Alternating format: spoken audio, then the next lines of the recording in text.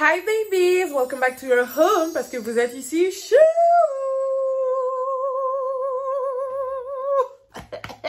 Je suis trop chiante. J'espère que vous allez bien mes amours. Alors aujourd'hui on se retrouve pour le je ne sais quel jour de notre semaine de KEVS. Je pense que c'est le 4e jour. Dites-moi dans les commentaires si je me trompe. Pour ceux qui ne savent pas ce que c'est que les KEVS, ça signifie qu'Edeline écoute vos storytime. Donc vous m'envoyez vos histoires sur mon compte Instagram spécialement dédié à ça. Je vous réponds. Si vous n'avez pas besoin de l'avis de la communauté, que vous avez simplement besoin de mon avis, on va discuter. Et si vous avez besoin de l'avis de la communauté, je raconte l'histoire ici sur YouTube ou sur TikTok si votre storytime est assez courte. Enfin bref, au moins vous allez avoir l'avis de la communauté. Avant de commencer cette vidéo, n'oubliez pas de vous abonner, de liker et de partager. Abonnez-vous à mon compte Instagram, KelinJJ. D'ailleurs, comme je vous l'ai dit, il y aura bientôt un concours pour les 50 000 abonnés. Et pour ce concours-là, j'ai déjà quelques prestataires, donc j'ai des personnes avec qui je vais faire le concours. Mais j'aimerais aussi lancer un appel à toutes les personnes qui ont des small business et qui n'ont pas assez de visibilité.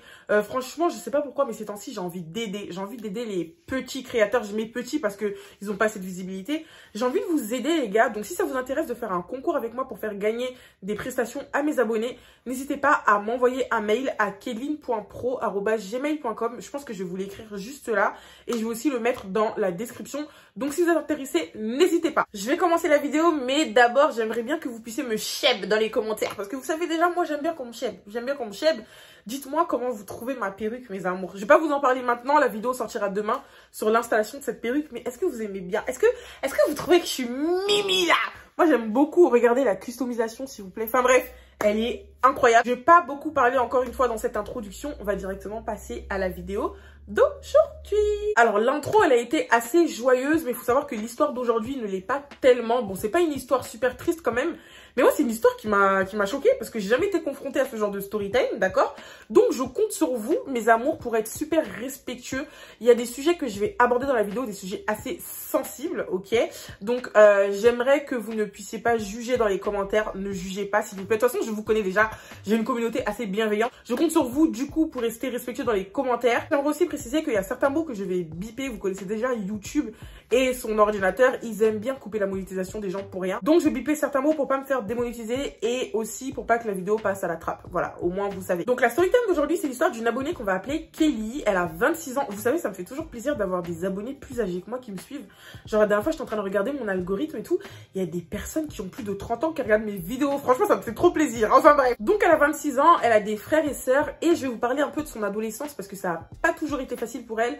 Elle a vraiment toujours, entre guillemets, eu des problèmes avec sa famille. Donc, étant plus jeune, elle a toujours été complice avec sa mère, sauf qu'avec son père, c'était vraiment à couteau tiré. Ça veut dire que son père, il arrêtait pas de la rabaisser, il était méchant avec elle. Son père, il était chelou un peu. C'était vraiment le genre de daron à toujours rabaisser ses enfants. Quand elle fait quelque chose de bien, il la félicitait jamais. Et c'est quelqu'un qui jugeait énormément. Genre vraiment pas que elle, mais il jugeait beaucoup les gens. Et sa relation avec son père, elle s'est encore plus dégradée quand à ses 18 ans, Kelly est tombée enceinte, d'accord? Elle est tombée enceinte de son amour de jeunesse. Son père, il a appris ça directement, il l'a mise à la porte. Il faut savoir que sa mère n'a même pas réagi. Et à ce moment-là, ses frères et sœurs, ils étaient petits, donc ils pouvaient rien faire non plus. Donc son père, il l'a mise à la porte. Vraiment, c'est un comportement super dégueulasse. Et il faut savoir que son amour de jeunesse, donc le mec dont elle était tombée enceinte, le mec de qui elle était tombée enceinte plutôt, c'est plus français ça. Ce mec-là n'a pas assumé la grossesse, donc elle s'est retrouvée à la rue avec l'aide de personne.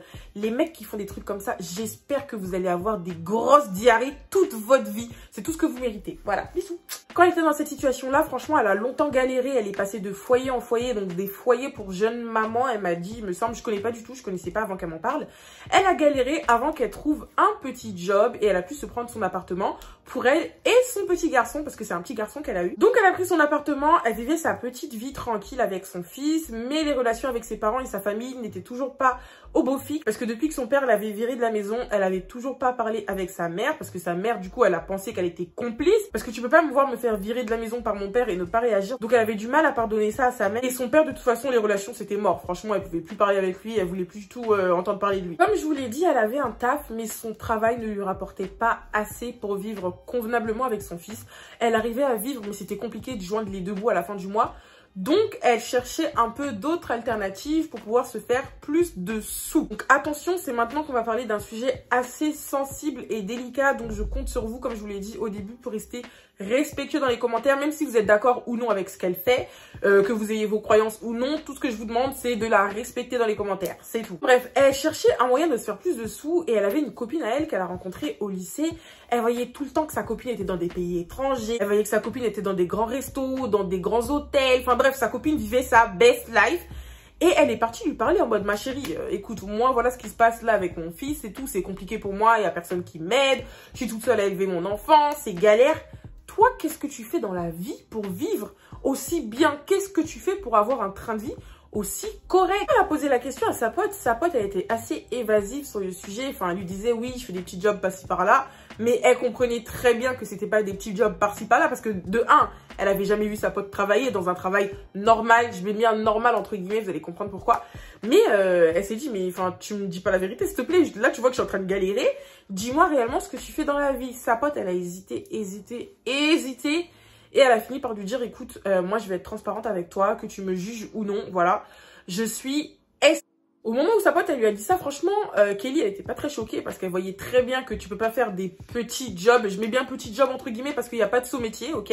Elle s'est dit, tu peux pas faire de petits jobs et aller un jour à Dubaï, mardi tu te retrouves en Chine, mercredi tu te retrouves aux États-Unis, donc elle s'en doutait un peu et elle a dit à sa pote, écoute, moi je te juge pas du tout, mais là comme je t'ai dit, j'ai besoin de sous, donc dis-moi comment je peux faire pour rentrer dans le game. Sa pote ne voulait absolument pas lui donner les filons pour qu'elle puisse rentrer dans le game. Et elle a tellement insisté que sa pote, elle a fini par céder. Donc elle lui a dit un peu, voilà, tu dois faire ça, ça, ça. Et sa pote, en quelque sorte, elle a un peu parrainé dans le truc. Maintenant, je tiens à clarifier quelque chose parce qu'il y a certaines personnes qui ne savent pas ça consiste à quoi être escorte, voilà. Je me suis un peu renseignée et j'ai vu que être escorte, ça ne signifie pas seulement avoir des relations avec les personnes qu'on rencontre, ça peut simplement être de l'accompagnement, vous voyez. Avec l'aide de sa copine, elle a commencé son activité, franchement ça se passait bien et elle s'est rendue compte qu'en fait dans ce métier-là, bon c'est vrai qu'il y a des mecs qui respectent pas, ils sont pas tous pareils, ils ont pas tous le même comportement, mais les hommes sur lesquels elle était tombée, c'était des hommes qui la respectaient globalement, donc franchement, elle était plutôt bien dans son truc. Faut savoir que elle, de son côté, elle proposait plusieurs prestations, donc les prestations qui allaient de la moins chère à la plus chère.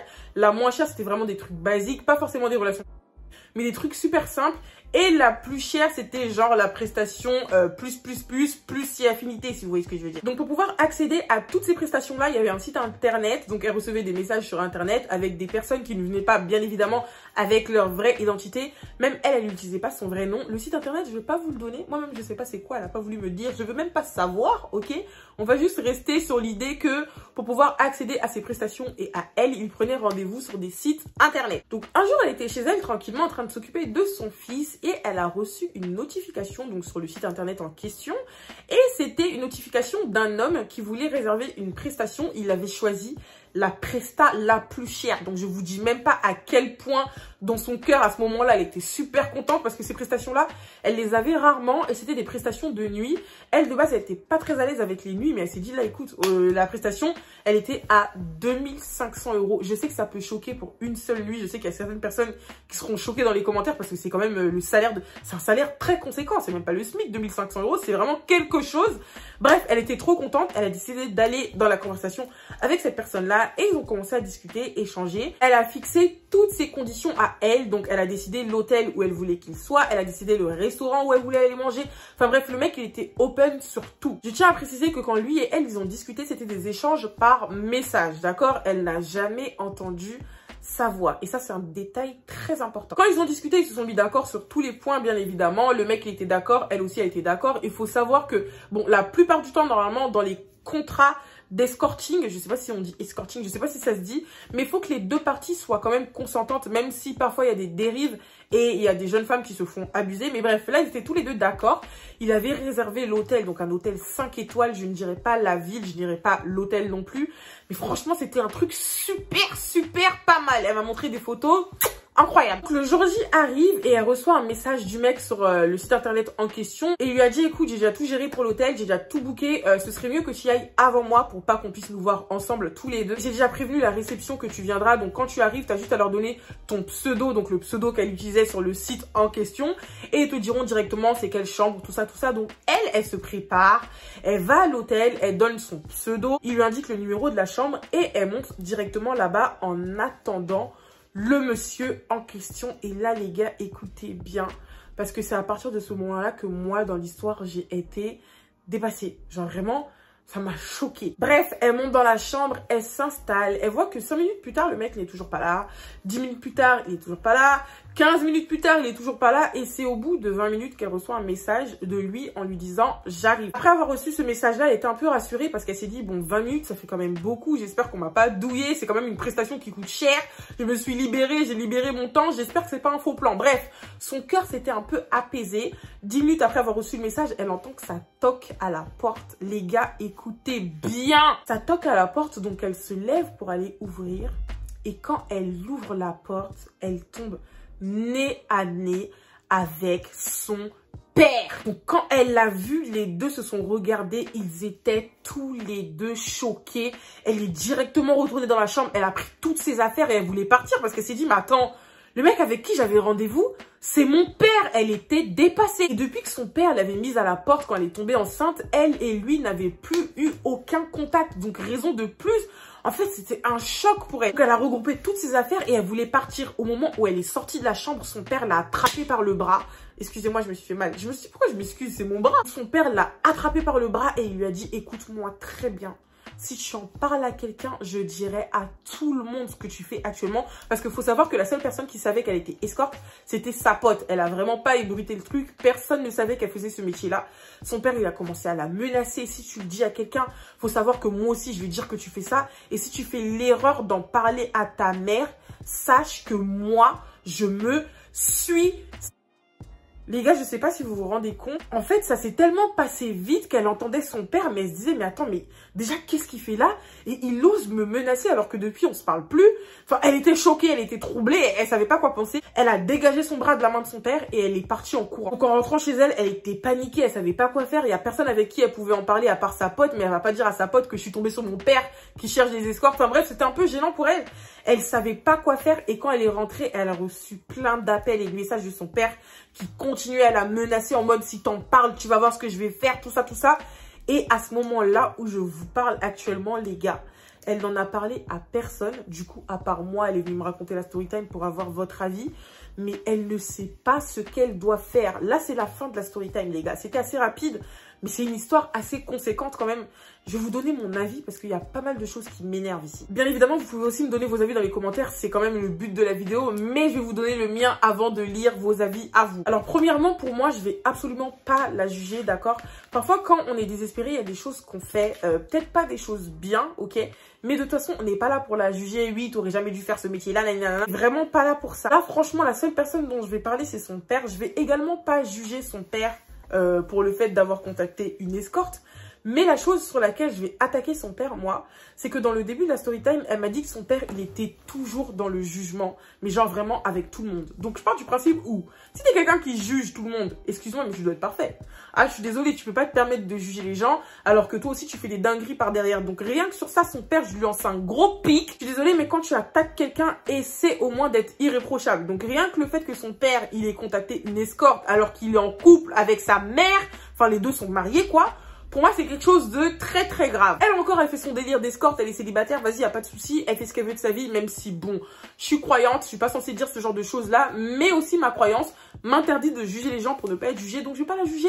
Elle fait son truc, elle a fait ses petites erreurs, y a pas de souci. Maintenant, ce qui m'a énervé aussi, c'est le fait que son père la menace. Alors déjà, toi, tu me mets dehors, ok? Je suis ta fille, tu apprends que je tombe enceinte, t'essaies pas de chercher à comprendre, tu me fous à la porte. Tu me fous à la porte, tu fais toutes tes bêtises là. On ne se parle pas depuis je ne sais combien d'années parce que ça s'est passé quand elle avait 18 ans. Là, je vous dis qu'à l'heure actuelle, elle en a 26. Ok. Donc, pendant tout ce laps de temps-là, toi et moi, on se parle pas. Et tellement le hasard fait bien les choses, tu tombes sur moi dans un cadre assez douteux, ok? Et tu oses me menacer, mais ça va pas. Personnellement, à sa place, je sais pas ce que j'aurais fait parce que les menaces que son père lui a faites, c'est quand même des menaces assez graves. En fait, il lui dit que si elle en parle, il risque de se suicider. Donc, c'est quelque chose de grave. À sa place, j'aurais pas aimé avoir ça sous la conscience. Je pense que son père, il bluffe. Franchement, je pense que son père, il bluffe. Après, on sait jamais, j'ai pas envie de dire n'importe quoi. Mais dans ce cas-là, je pense qu'il bluffe. Il a tout simplement pas envie que sa femme soit au courant. Mais je pense que si j'aurais été elle, la personne pour qui j'aurais eu le plus mal et la personne pour qui j'aurais eu le plus peur, c'est pour ma mère, vous voyez. Mon père encore, tu me fous à la porte quand j'ai 18 ans, t'apprends que je suis enceinte, je galère, je me retrouve à la rue, je m'en tape de toi. Clairement, t'es mon père, t'es juste mon géniteur, t'es pas mon père. Donc, à sa place, son père, moi, je m'en serais foutue. mais c'est plus pour sa mère. Je sais pas les conditions de santé que sa mère a actuellement, je sais pas comment sa mère elle se sent, je sais pas comment sa mère elle se porte physiquement, mais ça c'est quelque chose, tu tombes des nues, franchement t'es choquée. Moi j'apprends demain que mon mari il est parti voir une escorte, ça va quand même me choquer. Donc rien que par rapport à sa mère, je sais pas ce qu'elle devrait faire. Moi personnellement j'aurais tout poucave, franchement je m'en fous, j'aurais tout poucave. Mais je sais pas dans quelles conditions physiques sa mère est actuellement. Ça se trouve que sa mère elle est malade. Enfin je sais pas, elle m'a pas donné plus de précision sur sa mère par rapport à ça. Mais moi personnellement à sa place, j'aurais bien vu la condition dans laquelle ma mère elle est. Et j'aurais tout poucave. Je m'en fous de tes menaces de balle. Si tu veux aller dire à tout le monde que je suis escorte, vas-y, y a pas de souci, va le dire. Mais maintenant tu vas aussi leur dire comment t'as appris que moi je suis escorte. Enfin bref, ça encore une fois ça reste mon avis. Je vous invite à donner vos avis dans les commentaires. Et voilà, voilà mes amours, c'est la fin de cette story time. J'espère que cette vidéo vous aura plu. Pour toutes les personnes qui sont passées par là, n'hésitez pas à m'envoyer des messages sur Instagram pour qu'on puisse discuter. Parce que la plupart du temps, quand tu es dans un métier comme ça, t'as pas envie que ça s'ébruite. Donc moi, vous inquiétez pas, je sais garder les secrets. N'hésitez pas à venir m'en parler en DM si ça vous pèse. Avant de partir de la vidéo, bien évidemment, n'oubliez pas de vous abonner, liker et commenter. Surtout si c'est pas encore fait, partagez cette vidéo. Et merci à vous d'être restés jusqu'au bout. On se retrouve demain pour une nouvelle KEVS. Je vous fais de gros bisous.